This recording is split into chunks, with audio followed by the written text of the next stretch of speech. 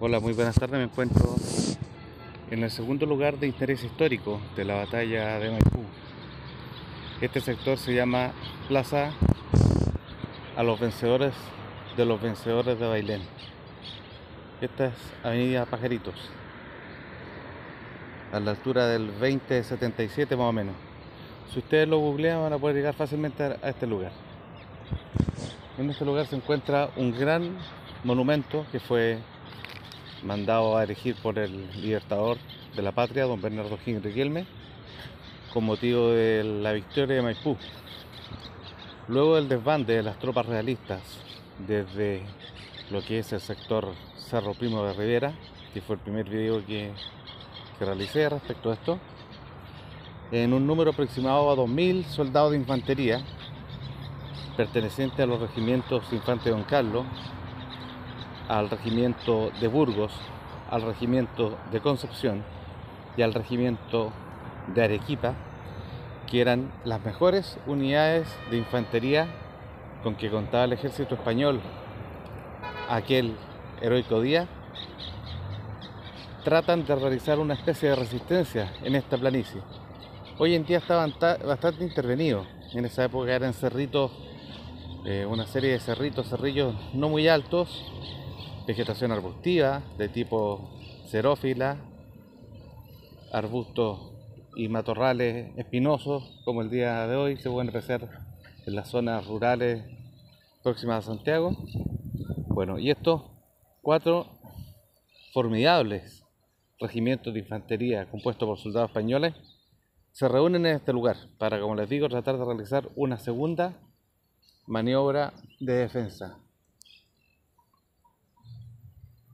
En este lugar estos regimientos son atacados por las tropas patriotas por sus 4 flancos.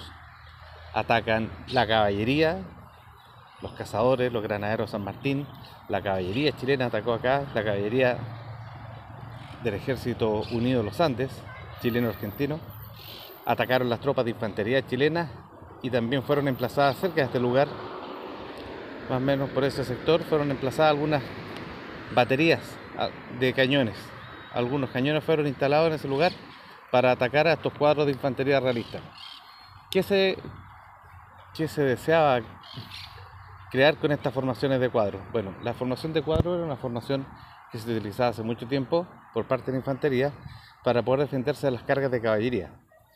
Eso era la parte, digamos, positiva de todo esto, pero lo malo es que quedaron expuestos, ya que estaban tan aglutinados, estos regimientos de infantería estaban tan aglutinados que eran presa fácil de los disparos del Ejército Unido de los Andes, tanto de cañones como de lo que eran los fusiles, mosquetes y carabinas. En este lugar, mientras arreciaba el combate y las cargas del Ejército Unido eran rechazadas una y otra vez por parte de los ejércitos peninsulares, por los ejércitos de la corona, por los ejércitos del rey, empezaron a enarbolar los estandartes, todos los regimientos. Imagínense acá el estruendo de los cañones, los disparos, las cargas de caballería, los gritos de muerte, de agonía, los gritos de rabia de los soldados, empiezan a gritar. Y se ven aparecer las banderas, los estandartes de los regimientos españoles, que iniestos empiezan a flamear de manera orgullosa, diciendo: no nos vamos a entregar tan fácilmente. Desde entre la multitud se escuchan gritos, como por ejemplo uno que quedó grabado y que fue posteriormente escrito por las tropas patriotas para que quedara constancia de la valentía de los soldados españoles. Era: aquí está el Burgos, haciendo referencia al regimiento Burgos. 18 batallas ganadas, ninguna perdida. Esto lo pregonaban mientras hacían ondear sus estandartes, presentes en la batalla de Bailén. La batalla de Bailén ocurrió el 19 de julio de 1888 en la ciudad jiense, vale decir la provincia de Jaén, próxima a la ciudad de Bailén. Esto queda en Andalucía, Granada, sur de España. ¿Por qué es importante esta frase o esta batalla de Bailén? Porque en esa batalla los ejércitos españoles logran vencer por primera vez al ejército del emperador Napoleón Bonaparte, que se había hecho con el control de prácticamente toda Europa y también incluso había atacado o estaba en las proximidades de los combates, los ataques a Rusia. Esos ejércitos españoles que vencieron a las tropas de Napoleón estaban presentes acá, en esta pequeña meseta, en esta pequeña planicie de Maipú. Los vencedores de Bailén. Y por, como le digo, una forma poética, se le llama los vencedores de Bailén.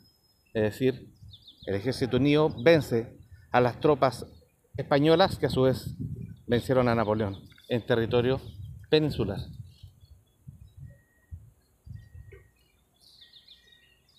En este lugar los cuadros españoles resistieron lo que más pudieron, 3, 4 cargas incluso se dice, hasta que llega un momento que ya el fuego de los cañones y el fuego de la fusilería es tan fuerte que ya no se puede hacer nada más.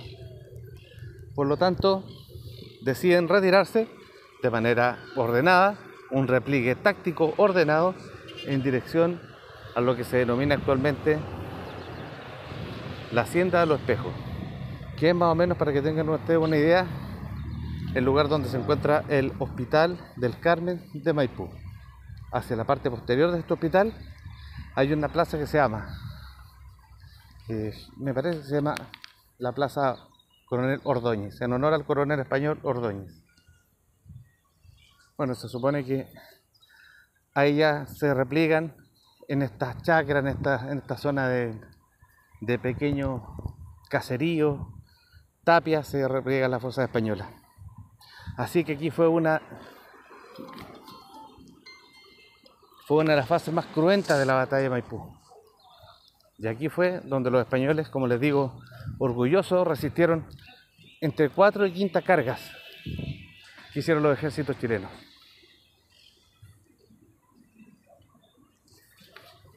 Nos vamos a acercar al monumento para que ustedes lo puedan apreciar. Es un monolito que en su parte superior se encuentra trunco y sale la explicación. En la parte de abajo, en bronce, de cuál fue el teatro de operaciones de la batalla de Maipú, cuáles fueron los movimientos que hicieron ambos ejércitos hasta llegar al sector de la Hacienda del Espejo. Acá está lo que le digo, amigos. Sale una figura que es una dama de la libertad tocando una trompeta de triunfo a los vencedores de Bailén. Batalla de Maipú, 5 de abril de 1818. General en jefe, don José de San Martín. Y salen los soldados del ejército ahí avanzando.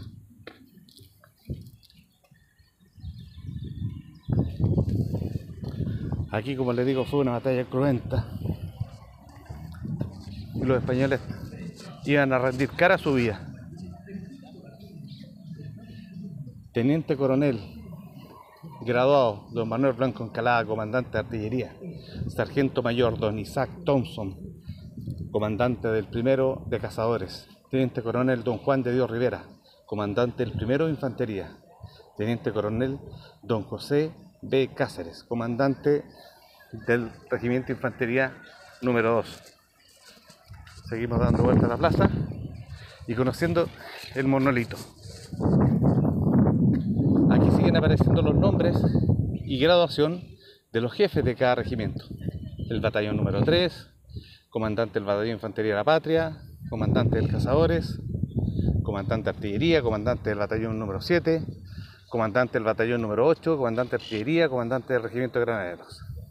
Esas son las unidades chilenas que estuvieron acá presentes en ese lugar.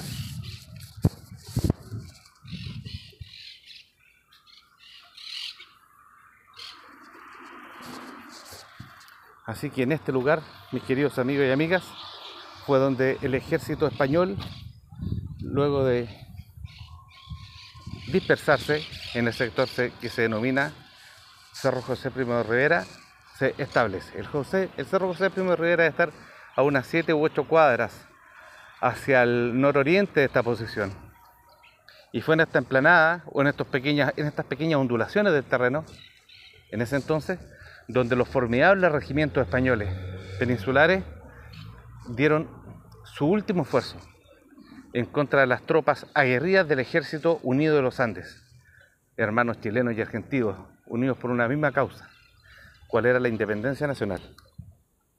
Acá imagínense, insisto, el fuego de cañones, fusilería, el combate cuerpo a cuerpo, los hombres caían al suelo, los caballos caían abatidos por las balas de cañón atravesaban 2 o 3 líneas de infantería. Fue realmente cruento el combate que se gestó acá. Hoy en día es paz, armonía, tranquilidad, un lugar de reposo y descanso para las personas que vienen o que pasan por este lugar. Pero en el año 1818 esto fue un campo cruento de batalla. Algunas cosas interesantes que pasan no sé, para algunos al grado de anécdota, para otros una situación que es plausible, es que yo me entrevisté en una oportunidad con una persona que vivía por un sector de por acá. Vamos a mantener el anonimato. Al igual que en todos los grandes campos de batalla o lugares donde se han desarrollado grandes batallas y ha muerto mucha gente, una muerte violenta, una muerte rápida, es que las personas dicen que los espectros de los soldados permanecen rondando este lugar. En una de estas casas hay una señora que dice que aparece un oficial vestido con un traje que al parecer sería un oficial del arma de la caballería, un oficial vestido con uniforme de la caballería de la época, con el sable colgando en uno de los costados de su cintura, que se pasea por el pasillo de la casa, de un lugar a otro, mirando siempre al suelo, como si estuviese muy compungido, estuviese preocupado, estuviese en un estado de tensión tremenda. En el sector de Primo de Rivera, donde parte de la batalla, también son innumerables las historias que hablan respecto a la aparición de supuestos espectros de soldados. Son personas que visten el uniforme de la usanza de la época, bigotes, barbas, morriones, chaquetas o guerreras, armas, fusiles incluso, los han visto armados. Personas que visten a la usanza de la época de la guerra de independencia, que caminan, que muchas veces están mirando por la ventana de la casa hacia el interior en una actitud de curiosidad. En el sector de la parte posterior del templo gótico de Maipú hay una persona que decían que cada vez que llegaban a su casa se aparecía un soldado muy alto, por lo menos unos 2 metros de altura tiene que haber tenido ese hombre en vida, y se encontraba sentado en el sillón del living de la casa. Era un hombre también vestido con el uniforme de la época, al parecer era un soldado español, y lloraba, se encontraba llorando. Estas jóvenes le hacen presente esta historia a su padre, le manifiestan que cada vez que llegan ven a lo que a todas luces el espectro, el fantasma, un soldado que está llorando ahí en el living, sentado en uno de los sillones del living.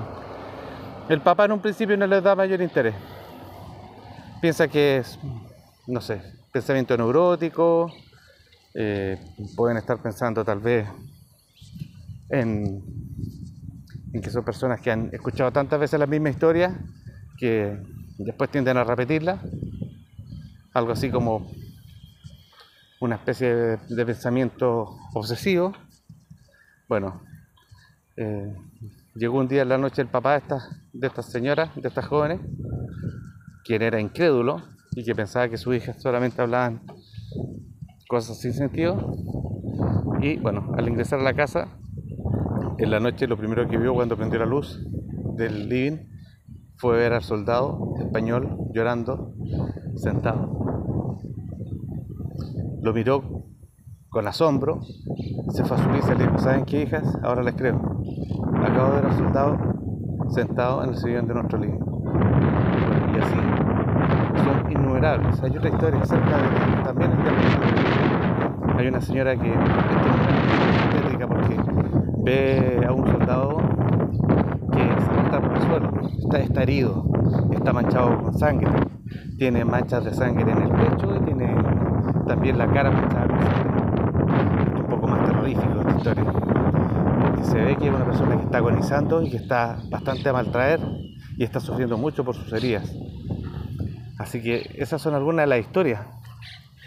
La punta del iceberg, si ustedes hablan con las personas que viven y que trabajan en todo este sector donde fue la batalla, en todos estos puntos donde se libró esta batalla, porque no fue solamente en un único sitio, sino que los principales son el José Primo de Rivera, el segundo aquí, el monumento a los vencedores de Bailén. Tercero fue donde está actualmente el templo de Maipú, que fue ahí el golpe definitivo a las fuerzas de la corona, a las fuerzas del rey, a las fuerzas españolas.